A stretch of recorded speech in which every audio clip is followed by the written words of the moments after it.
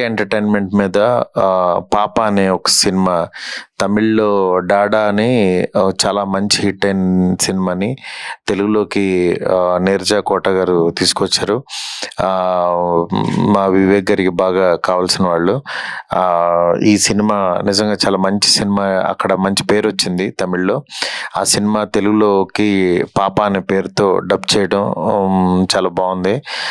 డెఫినెట్గా ఈ సినిమా మంచి హిట్ అవుతుందని మనస్ఫూర్తిగా నమ్ముతున్నాను.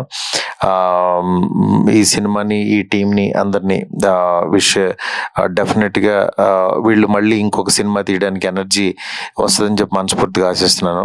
All the best entire team.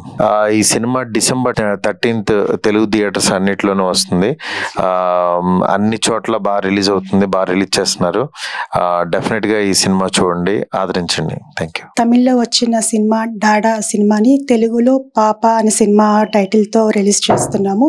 దీన్ని లాంచ్ చేసిన మారుతి గారికి నా కృతజ్ఞతలు. ఈ సినిమాని అందరూ చూసి మమ్మల్ని ఆదరిస్తారని కోరుకుంటున్నాను. Thank you. ఇప్పుడు తమిళనాడులో రిలీజ్ అయిన డాడా లాస్ట్ ఇయర్ రిలీజ్ అయిందండి. సో దాన్ని మనం తెలుగులోని పాప పేరుతోని డబ్ చేసాము.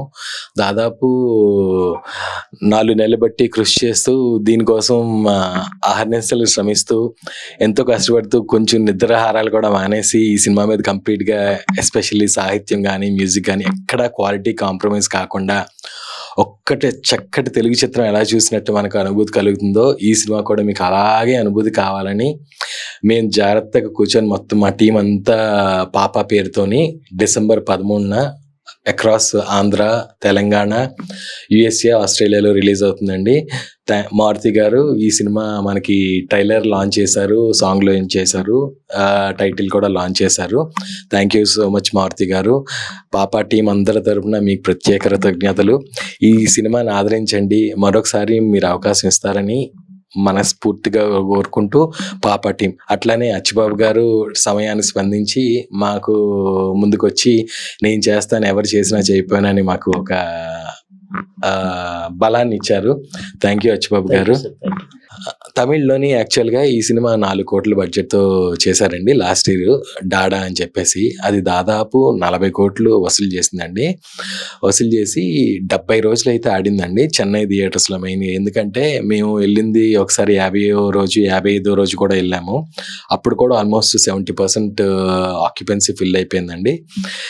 ఇదే రీతిన మీరు తెలుగు ప్రేక్షకులు కూడా ఈ సినిమాని ఆదరిస్తారని మనస్ఫూర్తిగా కోరుకుంటూ ఇట్లు పాప team. Thank you so much.